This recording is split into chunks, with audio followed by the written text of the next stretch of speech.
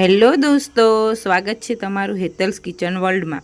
તો આજે આપણે બનાવીશું મગની દાળના ઉત્તપમ, જે ખાવામાં એકદમ સરસ ટેસ્ટી અને હેલ્ધી પણ છે। અને આ મગની દાળમાંથી બને છે તો બાળકોને ફાયદો પણ કરે છે અને પ્રોટીનથી ભરપૂર હોય છે અને ખાવામાં પણ બહુ સરસ ટેસ્ટ લાગે છે અને કંઈક યુનિક રેસીપી બને છે।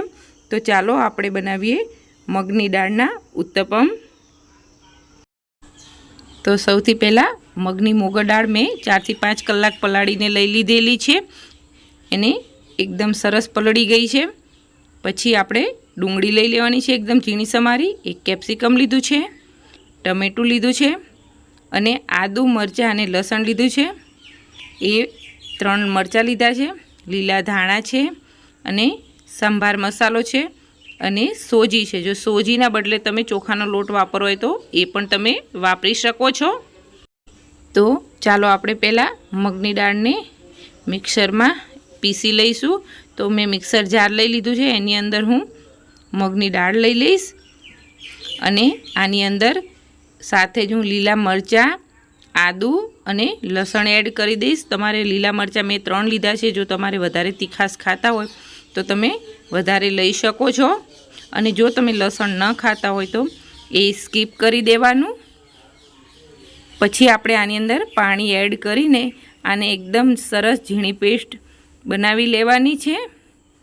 તો એનાથી એકદમ સરસ ફ્લફી બનશે। તો આપ જોઈ શકો છો કે આપણી મગની દાળની પેસ્ટ એકદમ ઝીણી બનીને તૈયાર થઈ ગઈ છે। તો હવે હું આને એક બાઉલમાં લઈ લઈશ। આપ જોઈ શકો છો કે એકદમ ઝીણી પેસ્ટ બની છે। હવે આપણે આને બાઉલમાં ટ્રાન્સફર કરી લઈશું અને બીજી દાળને પણ આ રીતે દળી લઈશું। તો આપ જોઈ શકો છો કે બધી જ દાળને મેં દળી લીધી છે।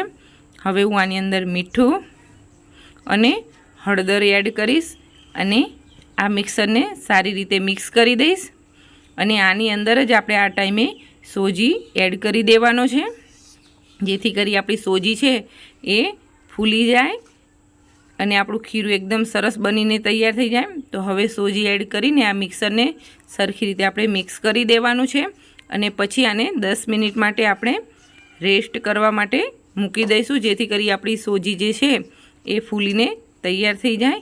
તો 10 મિનિટ પછી આપણે જોઈશું કે આપણું બેટર એકદમ સરસ પલળીને તૈયાર થઈ ગયું છે। હવે આપણું બેટર ઉત્તપમ બનાવવા માટે તૈયાર છે, એકદમ ફ્લફી બન્યું છે।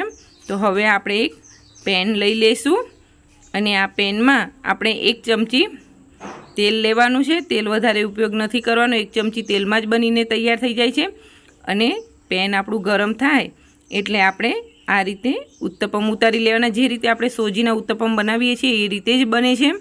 તો હવે આપણે એને આ રીતે ઉત્તપમ ફેલાવી લઈશું અને આની ઉપર આપણે જે બધા વેજીટેબલ્સ છે એ નાખવાના છે, પણ ગેસ આપણે આનો ધીરો રાખવાનો, નહીંતર નીચેથી આપણું ઉત્તપમ બળી જશે। તો સૌથી પહેલાં હું આની ઉપર ટમેટાં એડ કરીશ। ટમેટાં સરખી રીતે નાખવાના છે। પછી આપણે આની અંદર કેપ્સિકમ એડ કરીશું, એકદમ ઝીણા ઝીણા સમારીને લેવાના, જેથી કરી આપણું બધા જ શાકભાજી ચડી જાય। હવે આપણે આની અંદર ડુંગળી એડ કરીશું। જો તમે ડુંગળી ન ખાતા હોય તો એ તમે સ્કીપ કરી શકો છો। પછી આપણે આની ઉપર લીલા ધાણા જે એકદમ ઝીણા સમારીને રાખ્યા છે એ એડ કરી દઈશું અને આની ઉપર આપણે જે સાંભાર મસાલો આવે છે તૈયાર એ નાખવાનો છે। આ સાંભાર મસાલો નાખવાથી બહુ જ સરસ ટેસ્ટ આવે છે અને પછી આપણે આને ચડવા દઈશું। તો આપ જોઈ શકો છો કે આપણો ઉત્તપમ નીચેથી સરસ ચડી ગયો છે। તો હવે આપણે એને ધીરે ધીરે તવીથાની મદદથી ફ્લિપ કરી લઈશું, પલટાવી લેવાનો છે, ધીરેથી પલટાવવાનો, નહીંતર તૂટી જશે। તો આપ જોઈ શકો છો કે નીચેની સાઈડ આપણો ઉત્તપમ એકદમ સરસ બ્રાઉન કલરનો થઈ ગયો છે। તો આ આજુબાજુનું જે તેલ છે એ પણ આપણે આ રીતે લઈ એને બીજી બાજુ પણ સરખી રીતે શેકી લઈશું, જેથી કરી આપણા વેજીટેબલ્સ કાચા ના રહે અને ઉત્તપમ બહુ સરસ રીતે શેકાઈ જાય।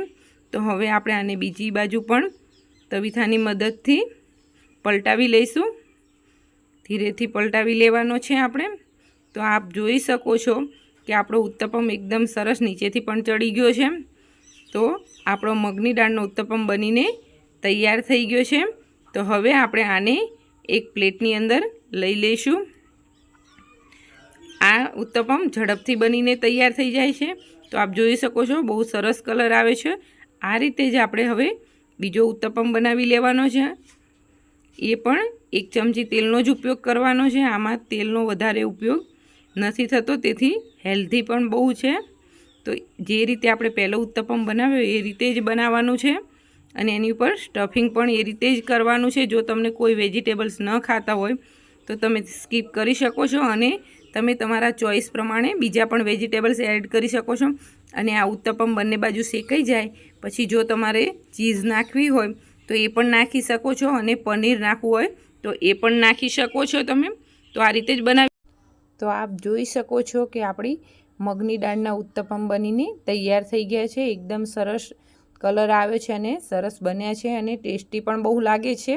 અને આ રીતે બનાવશો તો બાળકો માટે પણ બહુ સારા છે. જો બાળકો મગની દાળ ન ખાતા હોય તો તમે આ રીતે પણ એને ખવડાવી શકો છો અને હેલ્ધી પણ બહુ છે અને બાળકોના લંચ બોક્સ માટે પણ બહુ સારા છે અને એકદમ સરસ રીતે ચડી ગયા છે અને ઓછા જ તેલમાં બનીને તૈયાર થાય છે. જો તમને મારી રેસીપી પસંદ આવી તો લાઇક કરજો, શેર કરજો અને સબસ્ક્રાઈબ કરજો. બાજુમાં આવેલા બેલ આઇકનને ક્લિક કરજો.